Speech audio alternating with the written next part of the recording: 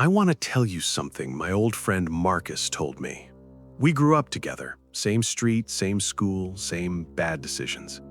He's not the kind of guy who makes things up. He worked night shifts at a care home for 3 years, a place called Pflegeruh. That's German, roughly means peaceful rest.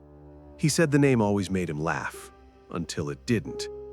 This is what he told me, word for word, as best as I can remember. Marcus started working there in the autumn, a residential care facility in a small town in Bavaria. Old building, built sometime in the 1960s. Long corridors, low ceilings, that specific smell you can never fully describe but never forget.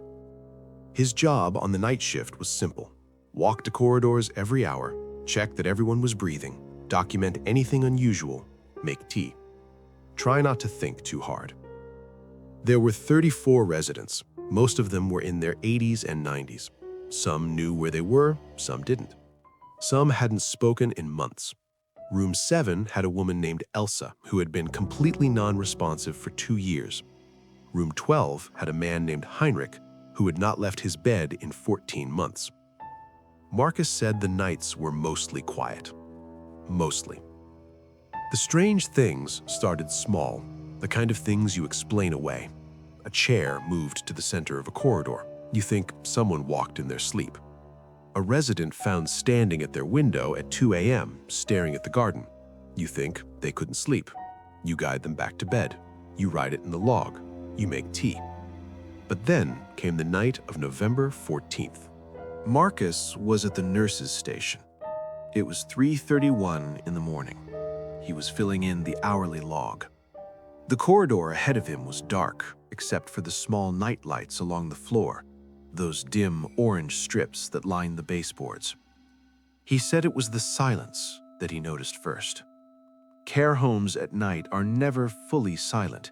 There's always something, a cough, a murmur, the sound of someone shifting in their bed, the building itself settling. At 3:31, all of that stopped. He looked up from the log.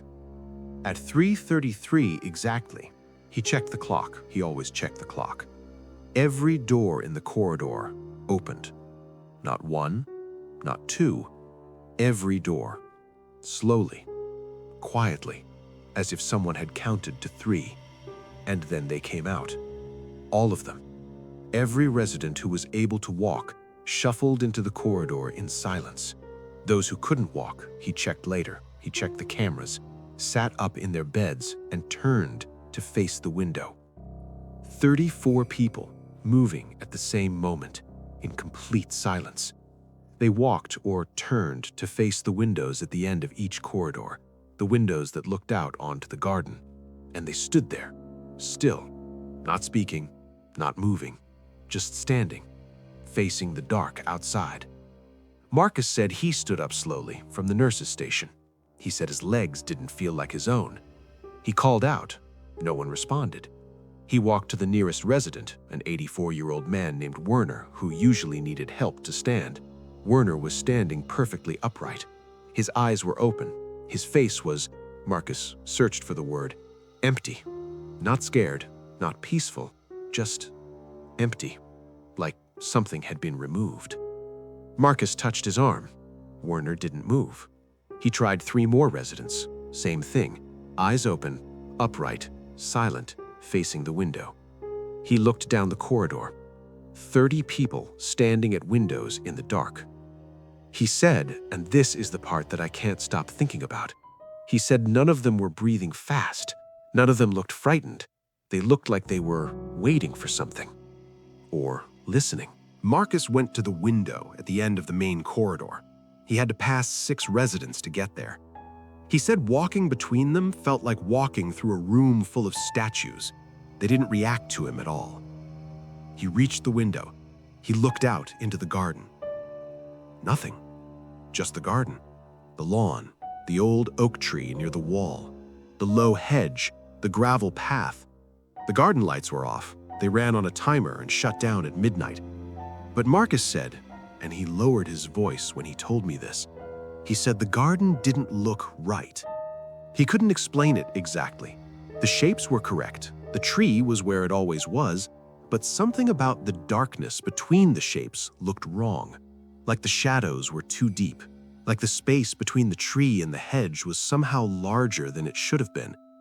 He stood at the window for a moment, and then he had the feeling, sudden, absolute, with no logic behind it, that whatever was in that garden did not want to be seen, and that it knew he was looking. He stepped back from the window. At 3:41, 8 minutes after it began, it ended. The residents turned from the windows. Slowly, quietly, they walked back to their rooms.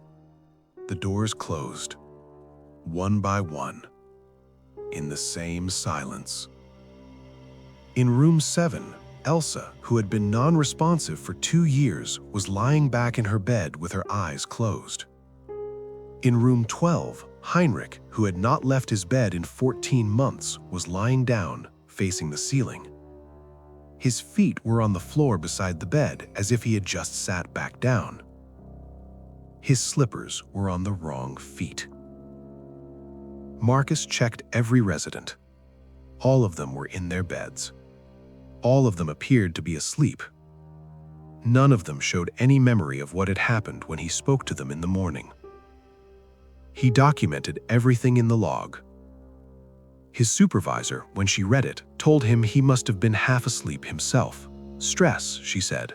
"Night shifts do things to you." The care home's security footage from that night was reviewed. The cameras in the corridors showed the hallways empty for the entire period from 3:30 to 3:45. The corridors were empty, but Marcus had been there. He went back. For 3 more months he went back. The residents never mentioned it. Most of them probably didn't remember, or couldn't. But Marcus said the garden changed. Nothing you could photograph, nothing you could point to. The groundskeeper said the old oak tree near the wall had started dying from the inside out. Just that tree. Everything else was fine. And sometimes, on quiet nights, Marcus would be at the nurse's station and he would feel the building go silent. That specific silence, the one that had no sound in it at all. And he would look up at the clock. It was never exactly 3:33, but it was always close. He handed in his notice in February. He told me he didn't have a reason he could explain in words. He said it was less like a decision and more like something inside him had simply decided for him. He never went back. He told me this story once in a bar, 2 years after he left. He didn't tell it like a ghost story. He told it quietly, like something he'd been carrying. When he finished, I asked him what he thought it was. He picked up his drink. He looked at the table for a long time. "I don't know what was in that garden," he said, "but I know it had been there before, and I think it comes back at the same time every year." He paused. "I just hope whoever works that shift now, I hope they don't look out the window." This story was told to me by a friend. He asked me not to use his real name. Make of it what you will.